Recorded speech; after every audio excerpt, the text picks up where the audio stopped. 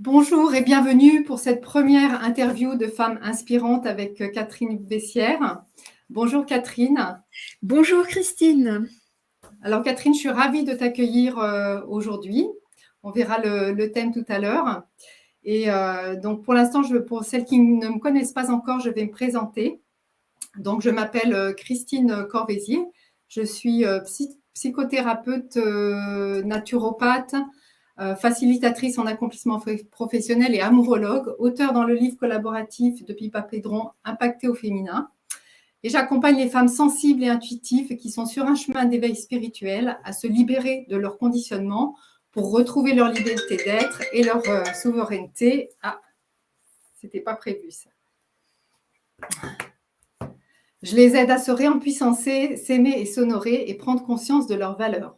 Alors, pour qu'elles s'accomplissent pleinement dans leur mission de vie et contribuent au changement dans le monde, je les accompagne dans le développement de leur entreprise. Et pour qu'elles retrouvent leur liberté d'être dans un couple conscient et spirituel, je les aide à se libérer de tout ce qui pourrait bloquer leur épanouissement.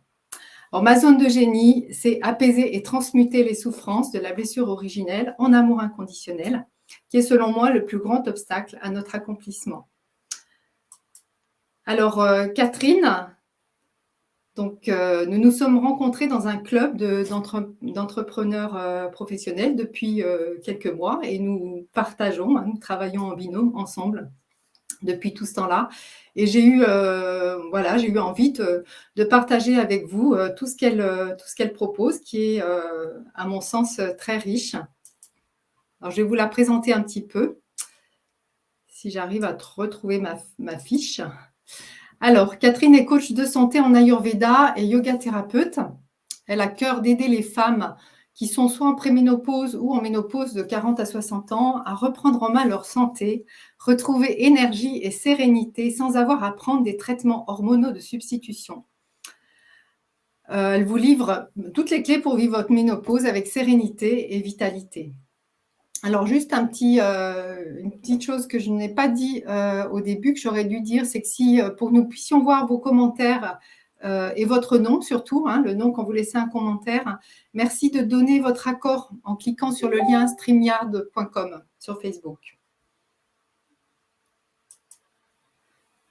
Voilà, alors le thème d'aujourd'hui, je vais d'abord laisser Catherine se présenter un petit peu plus que ce que je viens de dire. Ok, merci Christine. Donc c'est vrai que depuis plusieurs années, j'ai dans mes consultations privées des femmes en préménopause, ménopause. Donc j'ai été amenée plus particulièrement à les suivre et à les accompagner avec ces problèmes de troubles hormonaux. Donc j'ai des accompagnements à la fois en ligne et en présentiel sur 3 ou 4 mois, voire 6 mois en fonction de leurs symptômes. Et je propose aussi des stages, des ateliers de yoga, d'ayurveda. Et donc, voilà, je suis un peu dans cet univers du yoga, de l'ayurveda. Je te remercie. Alors, moi, je t'avouerai que je sais ce que c'est que l'Ayurveda, je connais assez bien, mais par contre, je ne connaissais pas le titre de yoga thérapeute. Alors, est-ce que tu peux nous expliquer en quelques mots ce que c'est que l'Ayurveda, parce que je pense que tout le monde ne connaît pas, et la yoga thérapie? Alors, l'Ayurveda, c'est une médecine traditionnelle indienne qui existe depuis plus de 5000 ans et qui est vraiment une médecine holistique et qui prend en compte l'individu dans sa globalité. Et l'approche thérapeutique de l'Ayurveda est assez large. Mais en France, on ne peut pas utiliser tous les outils de l'Ayurveda, puisque nous ne sommes pas, la médecine ayurvédique n'est pas reconnue en tant que véritable médecine. Donc, en tant que praticien de santé en Ayurveda ou coach de santé en Ayurveda, on va utiliser, je dirais, les piliers comme l'alimentation, l'hygiène de vie, l'utilisation des plantes pour rééquilibrer la personne. Et dans l'Ayurveda, on va aussi proposer du yoga, notamment le yoga sous forme de posture et de techniques respiratoires pour équilibrer l'individu. L'Ayurveda va travailler principalement, je dirais, va plus travailler sur le corps de la personne, hein, même si elle travaille également sur l'esprit, mais c'est plutôt le yoga qui va amener à faire des prises de conscience et à travailler sur l'apaisement du mental. Et sachant que la yoga thérapie est donc une branche du yoga qui va être vraiment tournée pour les personnes qui veulent prendre soin de leur santé et je dirais, qui ont un souci vraiment de santé, hein. Le yoga, lui, s'intéresse vraiment, c'est vraiment une discipline, c'est une méthode de libération, hein, de la souffrance. C'est vraiment la libération, l'atteinte de l'éveil, hein, ça c'est l'objectif du yoga. La yoga thérapie, ça va être plutôt sur l'aspect vraiment thérapeutique du yoga, où on va aller travailler sur le corps physique, sur le corps énergétique, sur le corps mental également. Et pour les aspects spirituels, on laissera ça plutôt au yoga. Mais en tous les cas, on va utiliser les outils du yoga dans la yoga thérapie. D'accord, ça a l'air vraiment ça va, c'est assez clair comme explication. Oui, c'est très, très clair. Ça a l'air vraiment très, très intéressant. Alors, pour aujourd'hui, tu vas nous parler d'énergie. Hein, c'est le thème que nous avons choisi ensemble. Donc, le titre, c'est les leviers pour agir sur votre énergie vitale avec le yoga et l'Ayurveda. Alors, moi, c'est un thème qui m'est cher parce que ça fait 20 ans que j'ai une maladie auto-immune et c'est quelque chose que depuis que je suis entrepreneur, et ça fait plus de 16 ans, et en fait, j'ai toujours été entrepreneur, j'ai toujours été indépendante, mais dans d'autres domaines avant. Et il a fallu que j'apprenne à gérer vraiment mon énergie parce que j'ai des moments, voilà, mon énergie est très cyclique, donc j'ai des baisses d'énergie, j'ai des crises.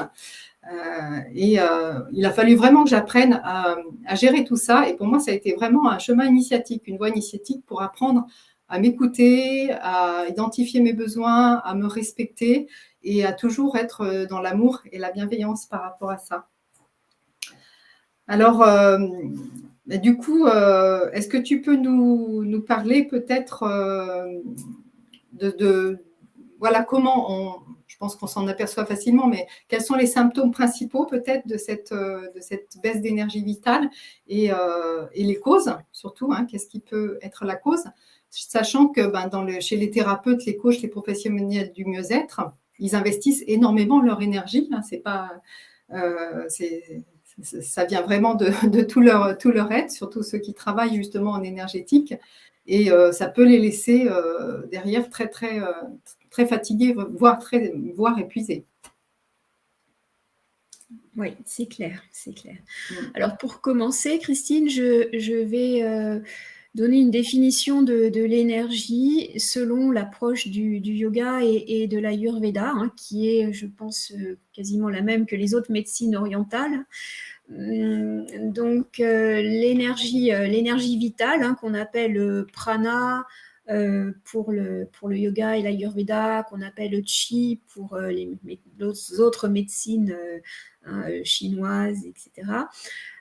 Cette énergie vitale, en fait, elle est présente en nous et autour de nous, mais elle est très subtile et c'est vrai qu'on ne peut pas voir cette énergie au microscope. Et pour les médecins, quand on a un souci de fatigue, de manque d'énergie, eh bien, la médecine allopathique va être un petit peu démunie, hein, par rapport à ça, hein.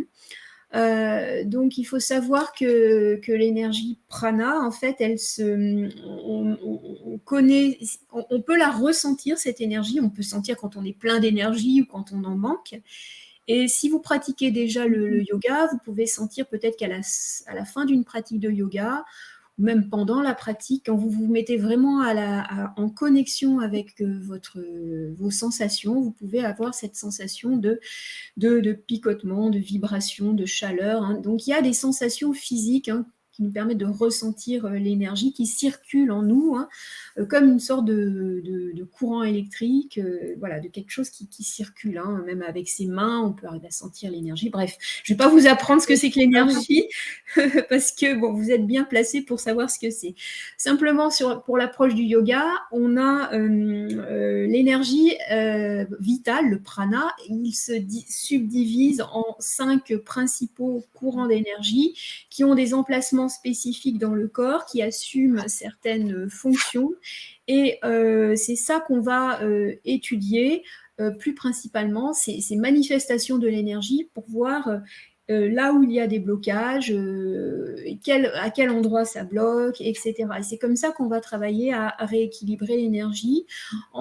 Donc on va aller agir, travailler sur ces différents vailloux, souffles d'énergie, et aussi voir également, puisque notre corps subtil est composé de presque 84 000 canaux d'énergie, énormément de canaux d'énergie qu'on appelle des nadis en yoga ou en ayurveda, qu'on appelle les méridiens en médecine chinoise.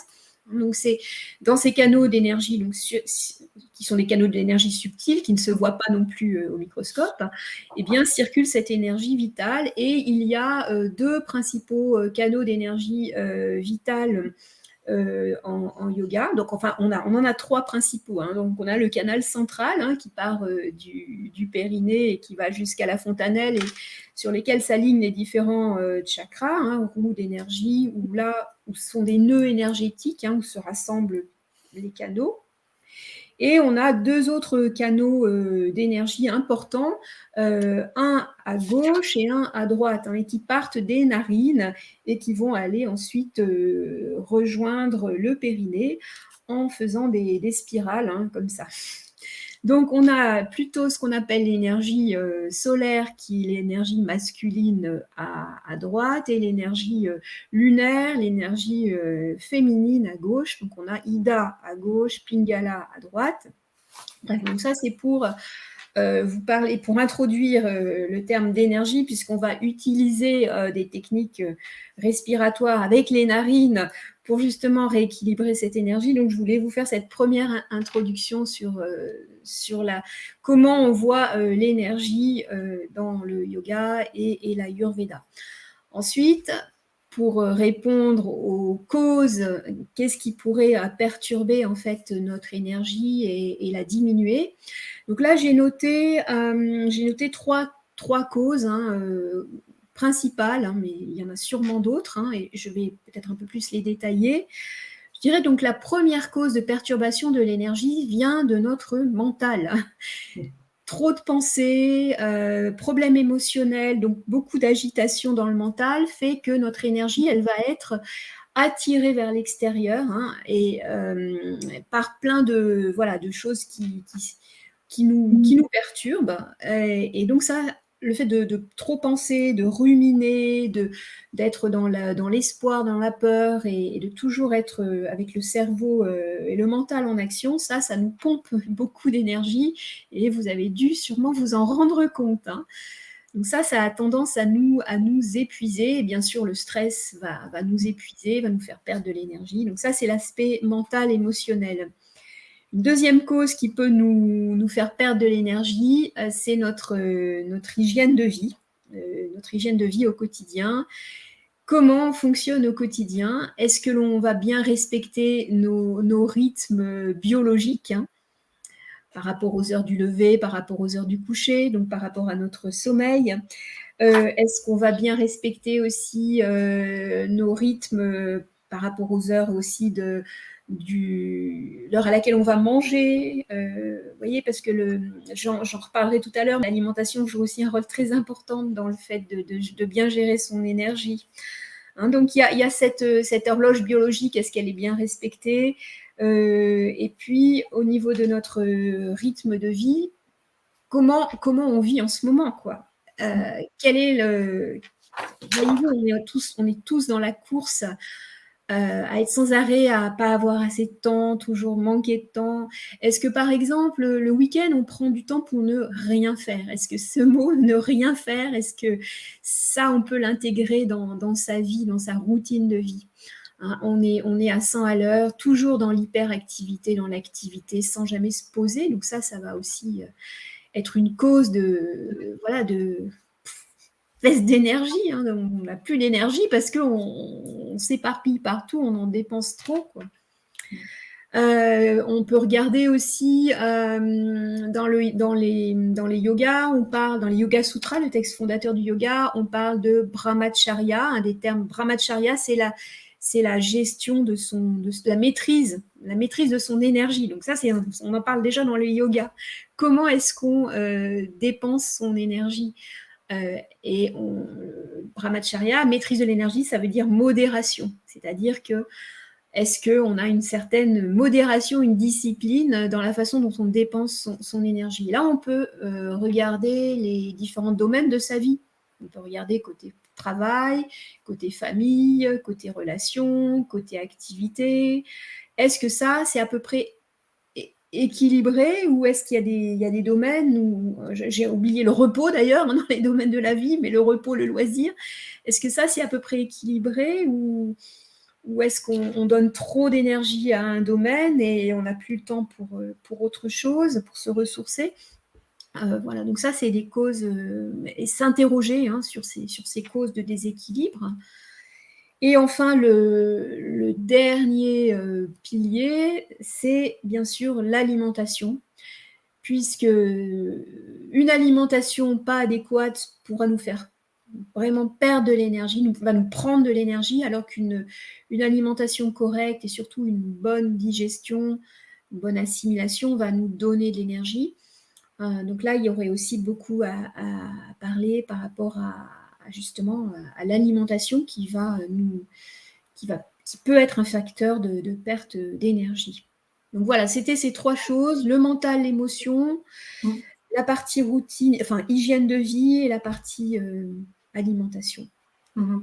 Alors, je voudrais juste rajouter quelque chose, c'est que moi, le public que j'accompagne, ce sont des femmes qui sont sensibles, voire hypersensibles. Donc, ce sont des femmes qui ont tendance à pomper aussi l'énergie des autres et l'énergie des lieux aussi. Et surtout aussi quand elles accompagnent quelqu'un, que ce soit une personne seule, et c'est encore pire dans un groupe, elles ont tendance à pomper. Et après, ça demande justement d'aller se nettoyer, se ressourcer, refaire son capital d'énergie. Donc voilà, c'est quand même Donc, j'ai entendu il n'y a pas très très longtemps, je ne savais pas que ça représente à peu près 30% de la population, les hypersensibles. Mais bon, c'est important de tenir compte aussi de cet aspect-là. Oui. Alors, donc, du coup, comment relancer cette énergie pour pouvoir être en énergie toute nos journées? Quand on est entrepreneur, on a beaucoup de choses à faire. On a besoin d'avoir cette énergie, justement. Et, par exemple, quand on fait une interview comme aujourd'hui, il en faut de l'énergie, il faut pouvoir l'utiliser et se dynamiser au moment où on en a besoin. Qu'est-ce que tu proposes, Catherine?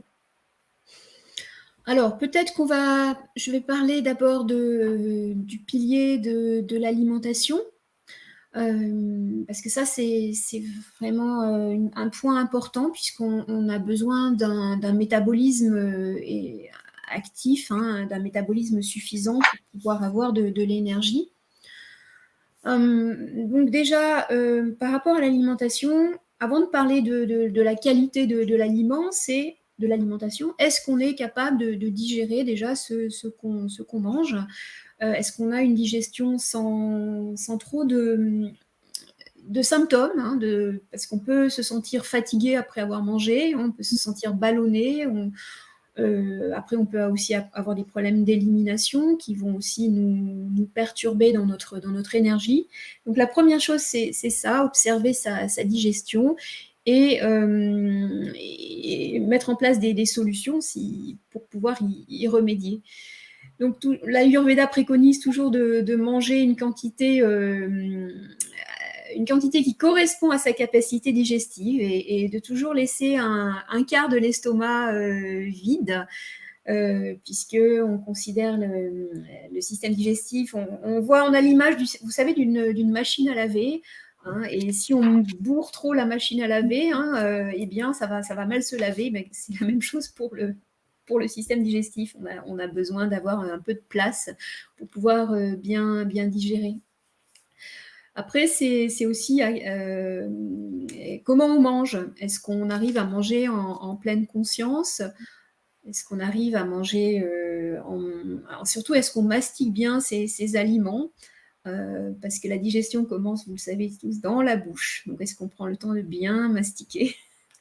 Ou est-ce qu'on avale tout rond? Est-ce qu'on mange sous stress, hein? Est-ce qu'on partage quand on est à manger devant son ordinateur, par exemple, ou en regardant des nouvelles pas très agréables, eh bien ça va aussi perturber notre digestion et ça va donc nous pomper de l'énergie.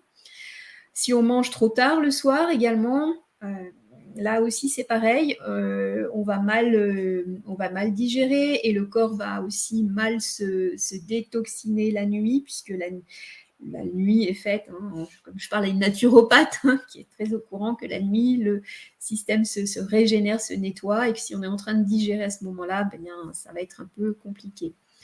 Et puis, par rapport à l'alimentation elle-même, eh bien, il va s'agir de choisir plutôt une alimentation, vraiment plutôt, mais de préférence bio, hein, bio, vraiment en évitant à tout prix les pesticides, hein, puisqu'il y a une chose dont je n'ai pas parlé dans les causes de baisse d'énergie, mais maintenant ça me revient.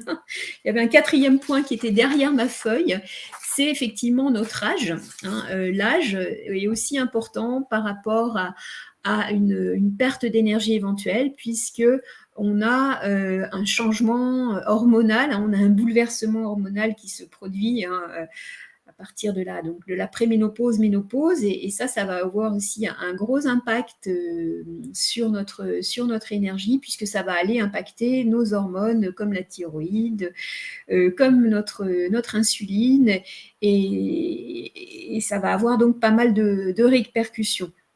Et là, ce que je voulais dire par rapport à ça, c'est que si on a une alimentation à ce moment-là qui est bourrée de pesticides et de perturbateurs endocriniens, si on mange beaucoup de viande, notamment de la viande qui n'est pas bio, on sait que la viande est aussi bourrée d'hormones et d'antibiotiques. Donc là, ça va avoir un sérieux impact sur notre énergie. Voilà. C'était pour faire le lien. Donc, si je reviens à l'alimentation, choisir une alimentation saine, complète, pas industrielle, parce que ce qui va aussi nous pomper de l'énergie, eh bien, c'est des protéines, beaucoup trop de protéines animales, hein. Donc, on va à cette période-là, si on veut beaucoup d'énergie, il faudra essayer de manger pas trop lourd, hein, pas trop très digeste, avec une alimentation moins carnée et beaucoup plus tournée vers le végétal, les protéines végétales, et en plus, et les céréales complètes qui sont aussi bourrées de phytoestrogènes et qui vont aller moduler, je dirais, les œstrogènes chimiques ainsi que nos œstrogènes endogènes. Donc là, on a vraiment quelque chose sur lequel jouer, hein. C'est vraiment un levier, la nourriture, pour trouver de l'énergie. Et si tu avais un seul conseil à donner pour commencer à transformer son alimentation, sachant que on sait, moi en tant que psychothérapeute, hein, c'est quelque chose que je vois couramment, c'est que l'alimentation, on s'alimente depuis tout petit, hein, et du coup, il y a une charge affective qui est attachée à l'alimentation. Et pour certaines personnes, c'est difficile de changer, hein, ce n'est pas quelque chose d'aisé. Donc, voilà, moi, je propose souvent de commencer par 2-3 petits changements. Alors, est-ce que tu peux nous proposer au moins le changement le plus, peut-être un changement efficace dès le départ? Alors, un premier changement efficace, mais peut-être difficilement tenable, c'est d'éliminer le sucre, déjà de son alimentation, le C'est sucre dur. blanc. Ouais. Donc ça serait un changement. Essayer de manger plus de fruits, de légumes, une alimentation plus complète. Réduire aussi les excitants, par exemple. Hein, puisque ça augmente énormément notre agitation, ça nous disperse, et là on peut d'autant plus disperser son énergie qu'on est très agité avec le café, même le thé. Alors après, on a des antidotes, hein, qu'on peut mettre dans le café, hein, et le thé, comme la cardamome par exemple. Ça va éliminer les problèmes liés à la caféine et à la théine. Mais le sucre blanc, oui, c'est vraiment quand même un gros souci, parce que ça nous met dans un état d'hyper-agitation. Bon, ça amène des problèmes de glycémie, hein, de résistance à l'insuline, ça nous déminéralise. Donc ça, c'est quelque chose. Et comment on peut remplacer le sucre? Eh bien, en mangeant des aliments beaucoup plus complets, et surtout en vérifiant également qu'on n'est pas dénutri. Essayer de voir aussi se supplémenter, ça peut être aussi une bonne chose, hein, parce que quand on a des fringales, ça montre aussi que le corps a manque de nutriments. Alors après, ça peut être des fringales émotionnelles aussi, hein. Donc après, on peut toujours essayer d'utiliser aussi des huiles essentielles, par exemple, à sentir. Bon, ça, c'était des outils, c'est plus dans l'alimentation, mais par rapport à des envies de sucre, on peut utiliser ça, par exemple. Quelle huile essentielle tu conseillerais, par exemple, si on avait une? Alors après, ça dépend si on veut se calmer, mais on a par exemple la mandarine, hein, qui peut être quelque chose d'intéressant, ou d'utiliser également la cannelle. La cannelle, quand on la met dans son alimentation, alors on peut la respirer aussi, mais quand on la met dans son alimentation, ça fait baisser la glycémie. Donc ça permet, c'est intéressant pour ça. Mais on a aussi la lavande, on a plein d'autres huiles essentielles qu'on peut utiliser, le petit grain bigarade. Alors, quel est le levier suivant? Alors, le levier suivant, pardon, c'est de travailler avec son hygiène de vie. Et là, c'est d'essayer de mettre en place, je dirais, une petite routine où on va essayer d'avoir des horaires quand même plutôt fixes, hein, des horaires, voilà, d'essayer de manger toujours un peu à la même heure, par exemple, de se lever toujours à la même heure, de se coucher toujours à la même heure, ça pour calmer, apaiser le système nerveux. Ça peut être intéressant. Une chose qui est très intéressante aussi par rapport à l'hygiène de vie, c'est d'installer des petits rituels, hein, comme l'automassage par exemple. Si on veut calmer son système nerveux et augmenter son énergie, on a soit se faire masser soi-même, bien sûr, soit se faire masser, soit se faire un automassage. Ça fait aussi partie des choses qui vont augmenter l'énergie. Et surtout, c'est travailler avec le prana. Et ça, c'est un point très, très important, et c'est, je dirais, la chose peut-être prioritaire pour augmenter son énergie, en utilisant les techniques du yoga. Voilà, les techniques du yoga. Donc, à la fois les postures, mais aussi les techniques respiratoires. Avant de parler du yoga, il faut savoir aussi que la sédentarité peut être aussi une cause de fatigue, hein, puisque si on ne fait pas bouger suffisamment son corps, nos muscles vont sécréter donc une substance, hein, du lactate qui finit par nous empoisonner si on ne bouge pas, si on ne s'oxygène pas, etc. Donc, prendre dans son hygiène de vie, sortir tous les jours, faire une marche, aller essayer d'être dans la nature au moins une fois par jour, marcher, si on ne peut pas faire une activité physique plus importante. Alors, dans les activités physiques, c'est vrai qu'on peut faire du cardio, on peut faire des choses comme ça. Ça va vraiment dépendre de sa constitution. Parce que si on est une personne très mince et déjà très agitée, on va éviter d'aller encore plus s'agiter. Par contre, si on a effectivement du poids à perdre, là, effectivement, il faudra faire une activité physique plus importante. Et cette activité physique va nous redonner, bien sûr, de l'énergie, hein, mais à condition de rester dans ses limites et de ne pas s'épuiser. Et l'avantage du yoga... Pardon, Christine. Pardon, juste je voulais rajouter, j'ai eu il y a quelques années un coach en développement d'entreprise. C'était un coach spirituel pour entrepreneurs spirituels et qui faisait de l'Ayurveda et du yoga.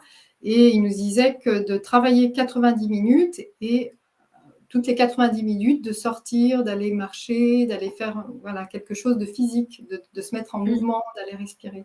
Et je trouve que c'est un bon conseil. C'est pour ça que j'avais envie de le partager. Oui, effectivement. Et je dirais même 90 minutes, c'est même un peu long. Je dirais même 50 minutes ou 55 minutes parce que nos capacités de concentration sont souvent beaucoup plus limitées et je dirais plus toutes les heures, hein, de bouger, de respirer. Oui. Donc, le travail avec le prana, l'énergie vitale. Donc là, je parlais aussi de l'activité physique.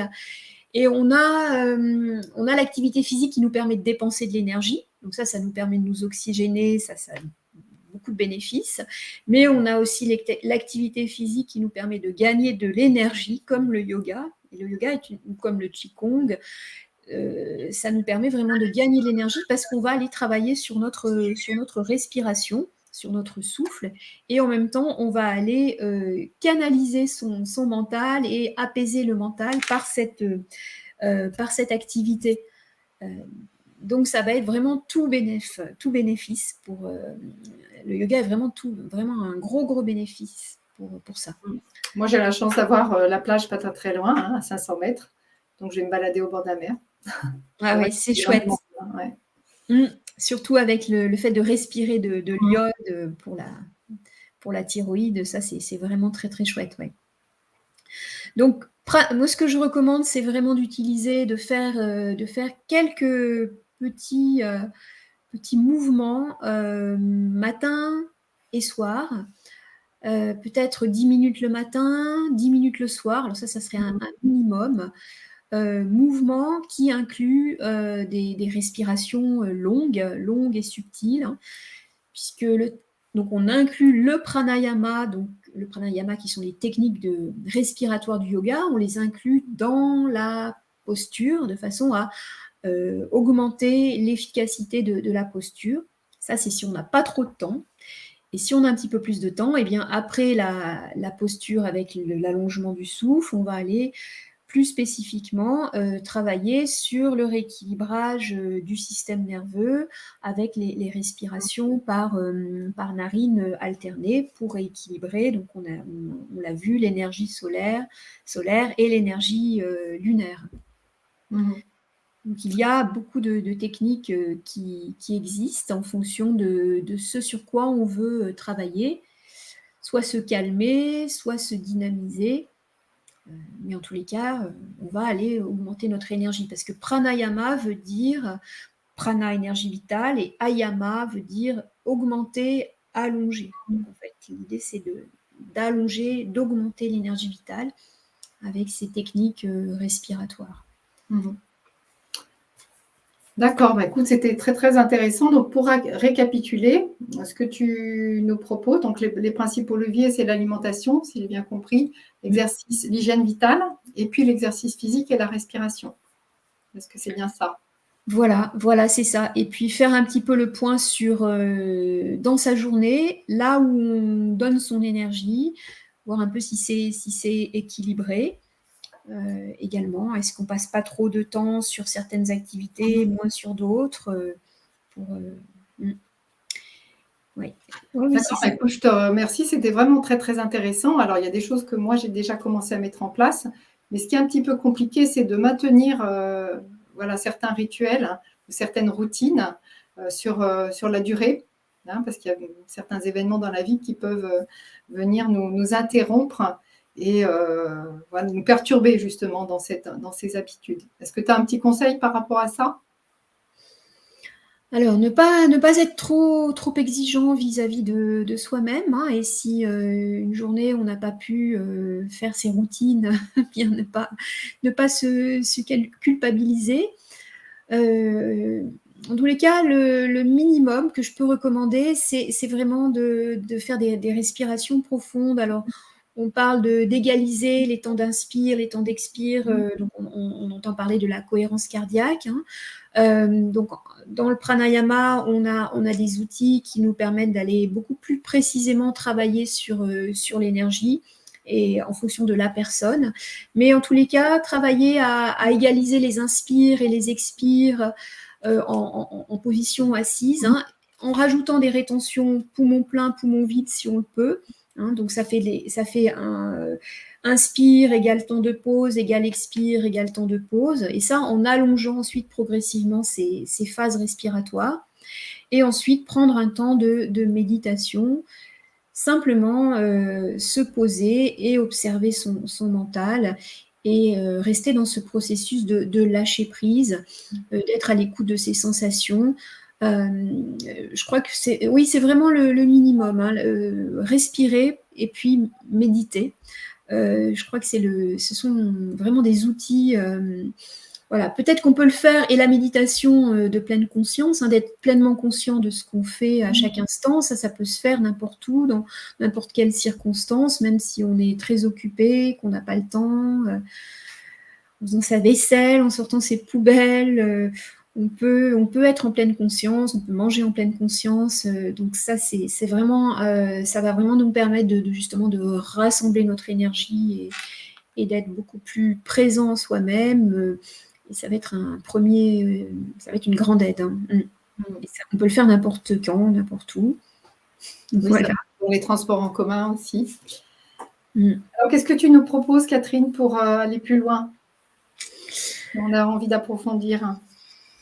Alors, vous avez la possibilité de me rejoindre en physique, je dirais en présentiel cet été, du 1er au 4 juillet, pour une retraite où vous pourrez vous ressourcer et vous réénergiser et mettre en place, je dirais, des nouvelles habitudes, partir sur de nouvelles bases, pour vraiment relancer votre énergie. Donc, par cette retraite de yoga et d'Ayurveda qui va se faire dans le Marais Poitevin, donc du 1er au 4 juillet. Donc, si vous voulez en savoir plus, Christine vous laissera le lien vers la page de l'événement. Et vous avez aussi la possibilité de retrouver mes actualités, donc mon programme d'accompagnement en présentiel et en ligne, où là, je propose d'abord un rendez-vous au téléphone pour adapter et voir ce qui pourrait vous convenir le mieux. Donc vous avez le lien également pour participer à ce. Je vous offre une séance découverte gratuite pour pouvoir répondre à vos questions et éventuellement vous proposer ce programme, vous en dire un petit peu plus sur comment vous rééquilibrer en période de préménopause, ménopause. Oui, d'accord, merci Catherine. Donc, je mettrai effectivement le lien défile déjà sous l'écran, là. Et puis, je le remettrai au-dessus de la vidéo sur Facebook. Et puis, quand je vais envoyer la vidéo par mail, je le mettrai aussi dans le mail. Donc, vous aurez toutes les informations. Vous aurez aussi le lien pour accéder à toutes les ressources gratuites de Catherine. Et je pense qu'elle en a beaucoup. Voilà, puis pour voir un petit peu plus dans le détail ses accompagnements. Est-ce que tu peux nous donner un mot de la fin ou nous dire ton intention ou ce qui est le plus important pour toi finalement? Eh bien, c'est que toutes les personnes là qui sont sur le groupe puissent vraiment trouver leur équilibre et qu'elles se fassent confiance, qu'elles restent bien à l'écoute de leur corps. Voilà, que je vous souhaite une bonne continuation dans votre activité. Bien, écoute, merci beaucoup. En tout cas, ça a été vraiment de très, très belles pistes et de beaux conseils que tu nous as donnés. Et moi, je conseillerais aussi de rester vraiment par rapport à ça dans la bienveillance, dans l'accueil de soi et de ne pas, parce qu'on peut se maltraiter aussi en voulant en faire trop ou en se reprochant de ne pas en faire assez. Donc, c'est important de toujours rester dans la douceur avec soi et dans la bienveillance.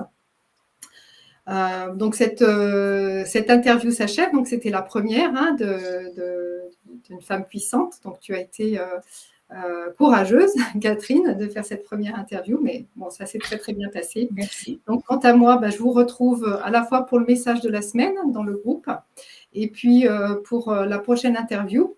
Bon, je n'ai pas la date encore.